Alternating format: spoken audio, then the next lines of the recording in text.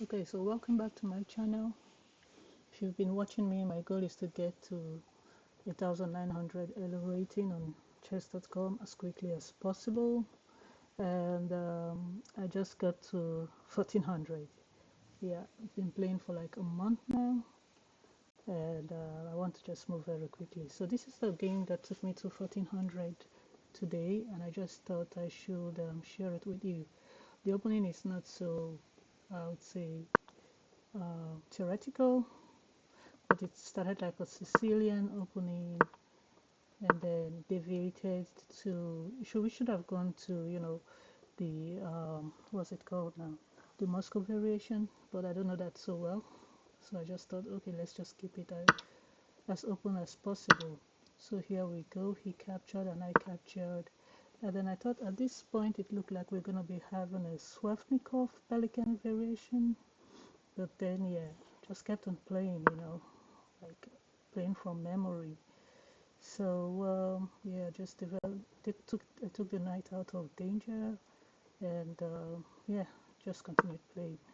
And of course, back to safety. I would have taken it to a4. I mean a3, knight a3, just like it would be in the pelican. But at the same time, I thought, why not just develop? Maybe he's so theoretical than me, and I don't want to put myself in that position since we are both low rated. Oh, by the way, he was 1385, and I was 1392. So, yeah, I didn't know how experienced he was in this opening. So, let's just run through the game very quickly. And of course, my knight was already defended, so that was fine. And I wanted to get the knight to a safe square as soon as possible because it's normal c3 square has been taken. So I thought, okay, he still has his bishop to develop, so why not just develop my knight and move it to a much safer square. And there he came again, trying to, I thought he was trying to kick my knight as well as develop the bishop, so I defended, of course, hoping to also castle as quickly as possible, so that's why I defended with the bishop d3. And of course, he has two pieces attacking my e4 pawn, two pieces, so yeah, I'm safe when I have three defending it. So I castle, and that's one thing I want to do as quickly as possible because at this rating anything can happen. I don't want to slip off or slip off. Yeah. And we just continue with the knight development, and then yeah, so I protected against kicking my knight because I wasn't too sure I wanted to jump into e5 immediately, or just go to the king side waiting for him to castle, to the queen side, take the knight to the queen side, just waiting for him to castle. So yep, I knew he was gonna castle at this point. Yeah, I don't have bishop b5 because the knight is blocking the bishop, so I thought, okay, let's start to create room for the knight to move. That's when I also defended 3 times as well. Now it's 4 times, although I'm going to move the knight, so that was my intention. And as he castled, I moved the knight with the intention of taking it to g3 and then eventually to f5. Yeah, I was willing to give up the bishop. I mean, the center is really closed, so if I was going to take, I was still going to take with a pawn. So yeah, and here we go, back at the center. And at this point, I wasn't really scared of anything because I know we are both of the same rating. So yeah, what's he gonna do and what tactics is he gonna use? I didn't see anything. Yeah, I was looking at my c3, my c2 pawn. I felt it was still safe, but was there an entry into c2 as well if my bishop is taking? And I thought, okay, my queen is there to defend it, but then I also need to prepare to contest the file. And yeah, so with this I was hoping to play bishop b5, bishop g5 to pin the knight. I mean, it's not really a pin, but with the hope of taking the black bishop, because the black, that squared bishop looked already locked in. So I thought I could take that and then eventually have a pin. They stepped away. It still looks locked in, so I went in for for the pin, and yeah, at this point I thought it was gonna break with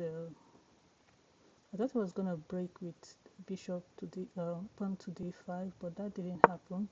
He kind of moved his bishop, and I wasn't sure what he wanted to do. Maybe it was to attack my knight or something, but I still felt if he did that, then my diagonal bishop would become stronger. So I doubled on my pin, bringing it back to a kind of, pelican position if we eventually exchange pieces. That was what I was thinking about. Was here. I mean, well, we did miss a lot of, I know, tactics, but based on our level, I think we're playing just fine. Safety first, and protecting pawns and bishop and pieces. So that's fine for us at this moment. I was thinking of at this point, going for a checkmate, but then I saw that the knight going for threatening checkmate or some tactics around the king, but then I saw that the knight could very quickly defend, and I would have, I wouldn't be able to do anything about it. So I forgot that idea and I played this move, and I instantly regretted it because I was wondering, okay, so what's the rook gonna do on e3? Yeah, it wasn't so good. And now my bishop was pinned, so I had to do all the exchanges immediately, and then we still arrived at the pelican. That's the pelican Sveshnikov variation of the Sicilian, kind of.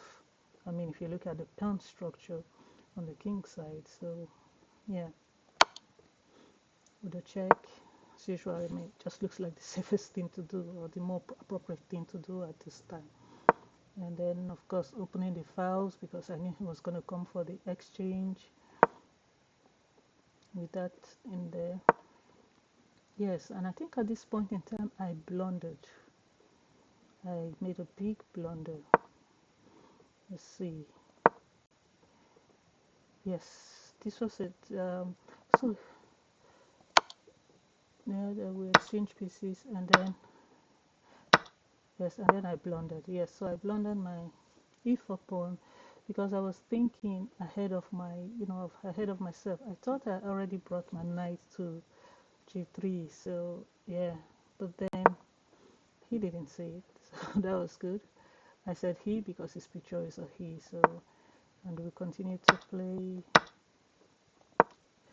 and at this point I just felt I was winning because he forgot his knight. So this is where he blundered, and so there was a double blunder. I blundered first, he blundered second, and I took the advantage and eventually won the game and became a 1400.